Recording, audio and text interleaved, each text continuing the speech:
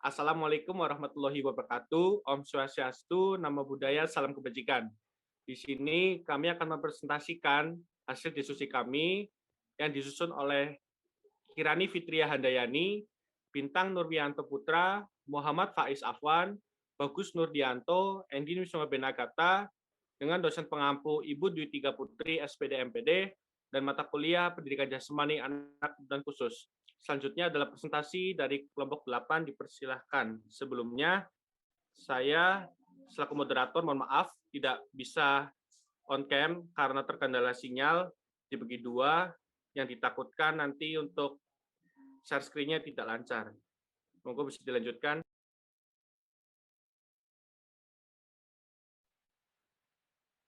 Baik, di sini saya akan membacakan pengertian gigantisme.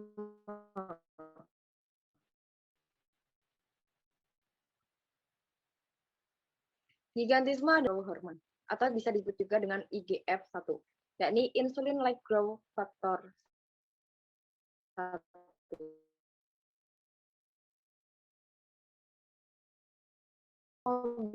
Morbilitas dan mortalitas meningkat.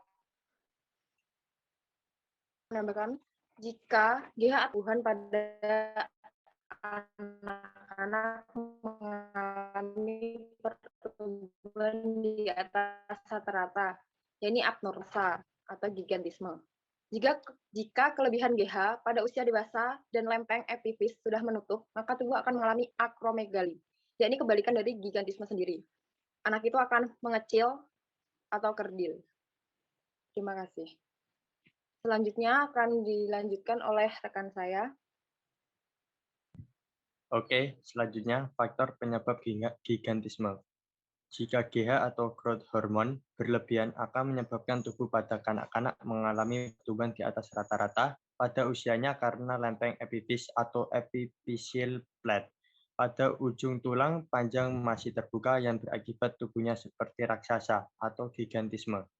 Jika kelebihan GH atau growth hormone pada usia dewasa dan lempeng epifis sudah menutup, maka tubuh akan mengalami akromegali.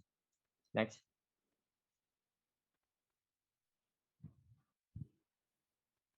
Penyebab terjadinya gigantisme. Yang pertama yaitu disebabkan karena kelebihan penghasilan hormon pertumbuhan atau growth hormone. Yang kedua, penyebab gigantisme yang sering dijumpai terdapat pada bagian bawah otak, yaitu tumor kelenjar hipofisis atau tumor kelenjar pituitari. Yang ketiga, neurofibromatosis, yaitu kelainan bawaan atau turunan dari lahir yang berakibat munculnya tumor pada sistem saraf. Yang terakhir, Max-Guin-Albrecht syndrome, yaitu kelainan genetik yang mempengaruhi tulang dan pigmen atau warna kulit. Next. Berikut video tentang proses pertumbuhan sel tumor. Bisa disimak videonya.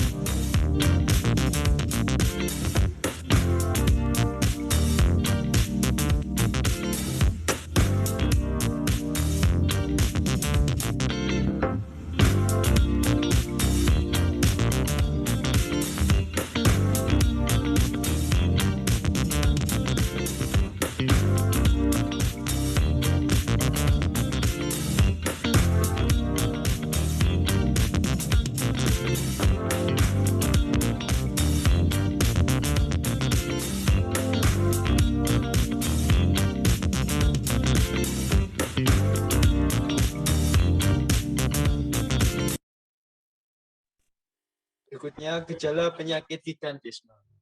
Pada umumnya, gigantisme mengalami obesitas ringan sampai sedang. Yang kedua, mempunyai perawakan tinggi. Kemudian, makrosefali atau biasa disebut dengan mendahului pertumbuhan linier. Pertumbuhan tangan dan kaki yang tidak normal seperti jari pada tangan dan kaki yang tebal atau cenderung lebih besar dari ukuran biasanya. Yang kemudian osteoartritis atau disebut dengan terlambatnya kelebihan IGF-1. Neuropati perifer atau biasa dikenal dengan mati rasa. Next. Berikut cara penanganan penyakit gigantisme. 1. Pengobatan. Penderita penyakit ini dapat mengonsumsi obat-obatan yang telah diberikan oleh dokter untuk mengendalikan kadar hormon pertumbuhan. Obat-obatan tersebut dapat berupa pil atau suntikan seperti octreotide, lanreotide, bromokriptin, cabergoline, pegfisoman. Yang kedua yaitu dengan cara operasi. Penanganan melalui operasi ini ditujukan untuk mengangkat tumor pada kelenjar pituitari.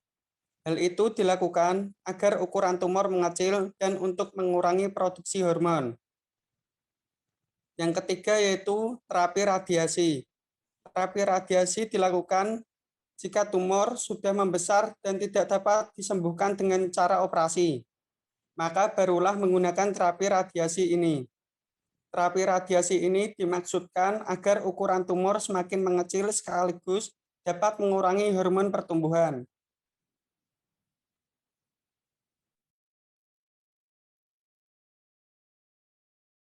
Berikut gambar obat-obatan untuk penyakit gigantisme. Mari kita simak videonya berikut ini.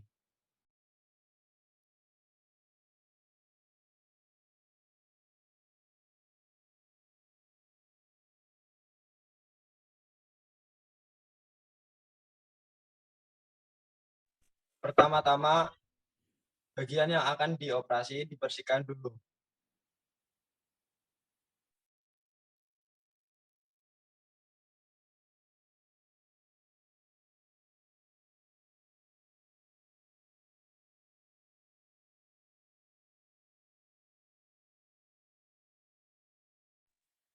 Operasi pengangkatan tumor ini biasanya tumor berukuran kurang lebih 10 mm.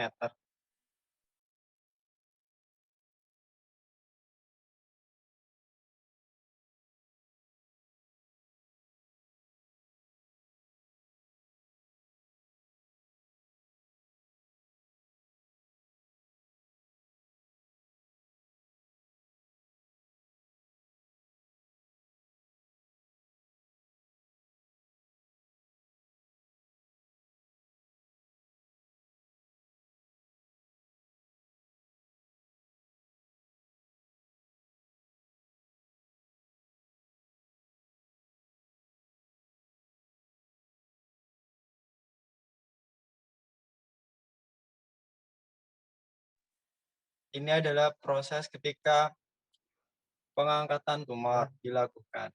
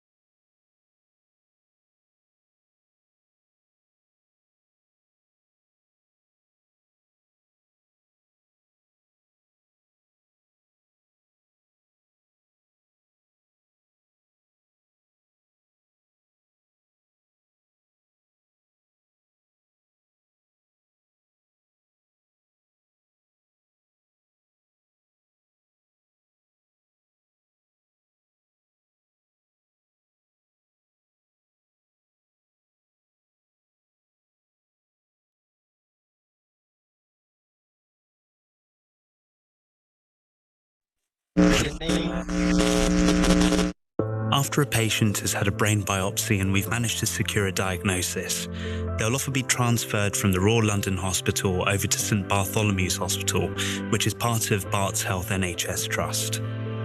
Barts is an internationally renowned teaching hospital based in the City of London, really close to St Paul's Cathedral. It's home to the Barts Heart Centre and the Barts Cancer Centre.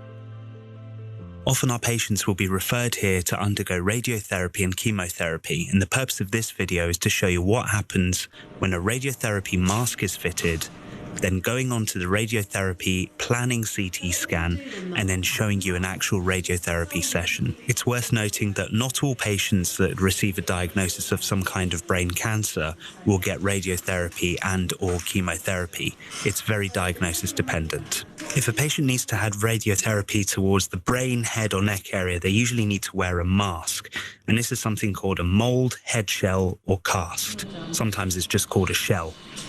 The whole point of the mask is to hold your head and neck in exactly the right position so that when high-energy X-rays are fired towards the brain tumour, it's as accurate and as effective as possible.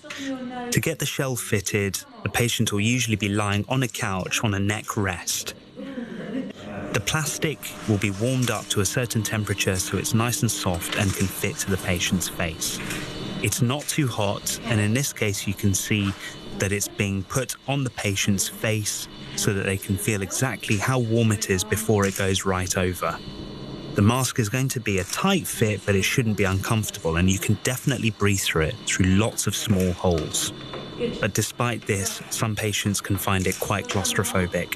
The mesh is gently molded around the face and the sides and the top of the head. As it cools down and as these cold packs are applied to the mesh, you can see it turning a slightly lighter color, and this is becoming more opaque, and it's setting in this position and becomes a lot harder. If it's tight on your chin, you just lower your chin with me. That looks good. Once the mask is ready, we can go through towards having a radiotherapy planning scan, which is a specific kind of CT scan. If the patient is well enough, this can happen pretty much straight after the mask has been made. There you are. Water-lasting plastic forever. Well done. Well done. Well done. Hi there, my name's Liam. My name's Bradley. We're some of the therapy radiographers here at St Bart's, and we'll be doing a CT scan today on the patient. So what we'll be doing is fitting the mask that he's just had made, administering some contrast, and then just delivering a CT scan. So I'll be in charge of administering the contrast, while Liam will be in charge of actually undertaking the scan itself.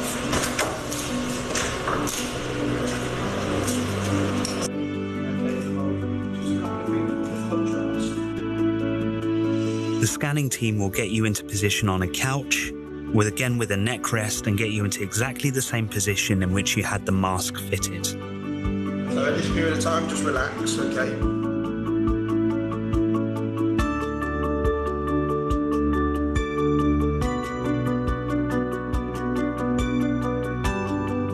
A drip might be put into the patient's arms so that some contrast dye can be injected, and this may light up the tumour cells on the scan.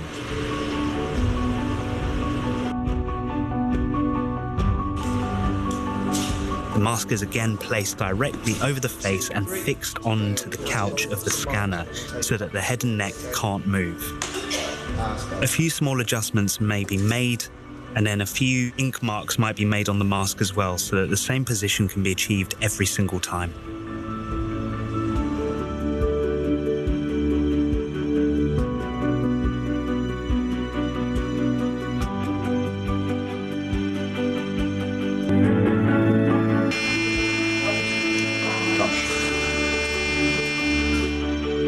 At this point, the scan will occur, and it really doesn't last more than a couple of minutes.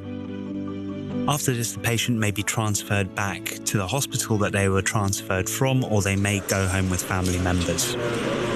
Treatment usually starts a week or two afterwards, and during this time, the radiotherapy planning scan will be looked at by a radiation oncologist as well as a medical physicist. This is done to ensure that the treatment is designed in such a way that it destroys the cancer cells predominantly while sparing all of the surrounding normal brain tissue.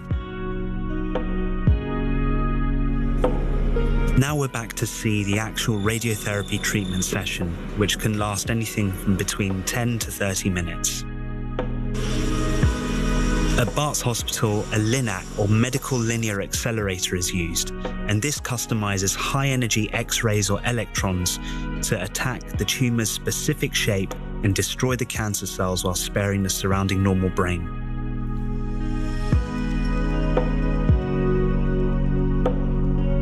The LINAC, or linear accelerator itself, sits in a room with lead and concrete walls, so that these high-energy X-rays are shielded and no one outside of the room is exposed to these X-rays. There are lots of safety mechanisms built in to make sure that a massive dose is not delivered to the patient unwittingly. There are lots of quality assurance checks, and all of the machines are checked on a daily basis. You can see that as the patient's looking up, there's a beautiful ceiling that's lit up with a nice scene, so the patient actually has something to look at throughout the treatment. Some people may choose to keep their eyes closed, and music can be played as well for the patient's comfort. I hope this video has provided some insight into what actually happens when a patient is diagnosed and goes for radiotherapy treatment. This is a bit of a black hole, and there's a lot of anxiety around what actually happens. I'd like to thank Mr. Tower, the patient, for giving his consent to allow us to follow him throughout his treatment, and especially towards his family for allowing us to publish this video. Mr. Tower unfortunately passed away in Christmas of last year, and this video is dedicated to him and his family.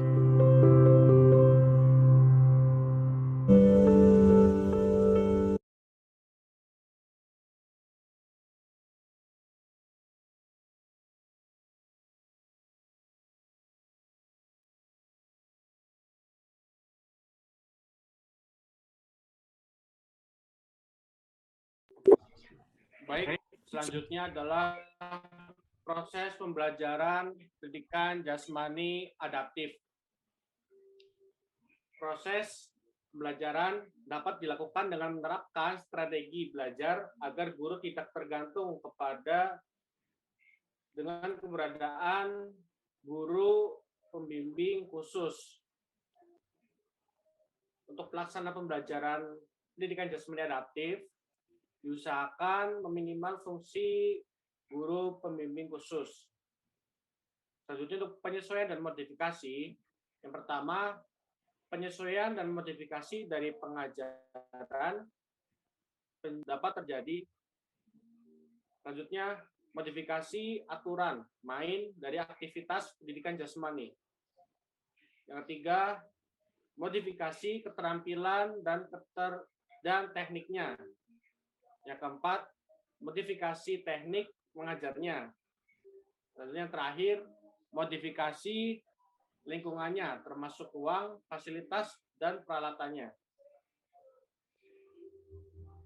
Untuk modifikasi dalam pendidikan jasmani adaptif, bila dilihat dari masalah kelainannya, jenis anak berkebutuhan khusus dikelompokkan menjadi yang pertama, anak berkebutuhan khusus yang memiliki masalah dalam sensoris.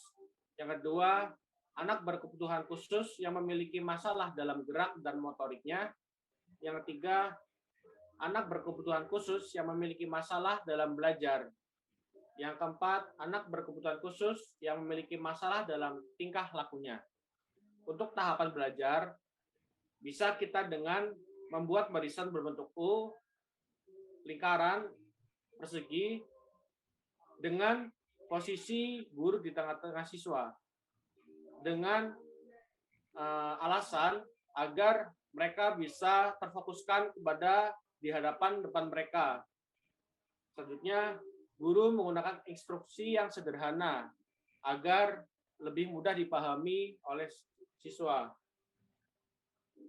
Selanjutnya, guru memperagakan gerakan yang akan diajarkan atau menjelaskan sebuah aturan permainan. Yang terakhir, untuk siswa anak berkebutuhan khusus, guru memberikan instruksi terlebih dahulu. Apabila belum bisa atau belum jelas, maka guru bisa membantu siswa anak berkebutuhan khusus tersebut. Selanjutnya akan ada tayangan video, bisa disimak bersama-sama.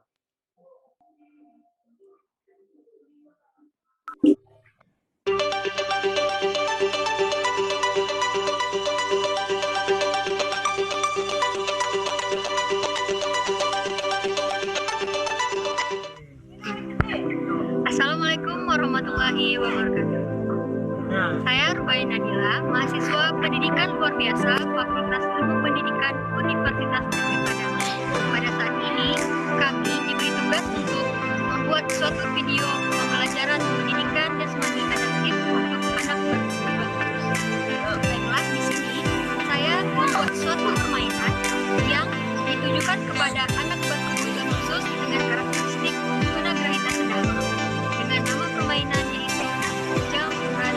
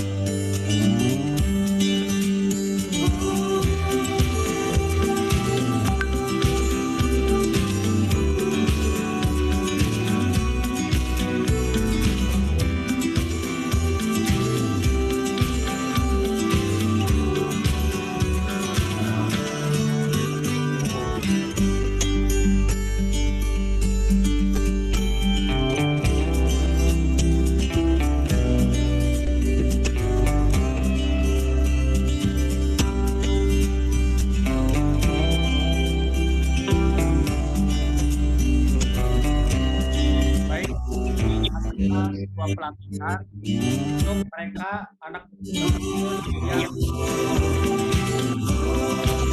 dengan lainnya. Contoh seperti salah satunya adalah anak yang tidak. Ya, tadi kita sudah sedikit melihat tayangan video untuk pembelajaran jasmani, pendidikan jasmani untuk anak berkebutuhan khusus. Nah, di video tadi itu mereka diminta untuk lompat kepada lingkaran yang sudah disiapkan, lalu memompa balon dan lari zigzag, yang dimana bertujuan untuk melatih otot bagian kaki, lalu memompa balon itu untuk melatih otot bagian tangan, dan untuk lari zigzag untuk melatih kelincahan. Nah, untuk latihan seperti ini itu bisa kita berikan kepada mereka anak berkebutuhan khusus dengan kondisi tubuh yang tidak semestinya. Contoh seperti gigantisme, dia lebih besar dari anak normal lainnya. Terima kasih dari kami. Selanjutnya adalah kesimpulan. Kesimpulannya adalah gigantisme adalah penyakit kronis yang di mana seseorang mengalami kelebihan growth hormone atau IGF-1, insulin-like growth factor 1, yang mempengaruhi jantung dan pernafasan sehingga angka morbiditas dan mortalitas meningkat. Maka dari itu, anak penyandang gigantisme membutuhkan layanan pendidikan yang khusus agar bisa mengembangkan potensi diri mereka. Layanan pembelajaran penyandang gigantisme dengan pendidikan jasmani adaptif dengan menyesuaikan keluhan yang dialami anak, sehingga anak bisa belajar dengan efektif, aman, sukses, dan berjalan dengan lancar. Terima kasih. Sekian dari kelompok 8. Mohon maaf atas segala kekurangannya. Saya akhiri. Assalamualaikum warahmatullahi wabarakatuh. Om Swastiastu, Namo Buddhaya.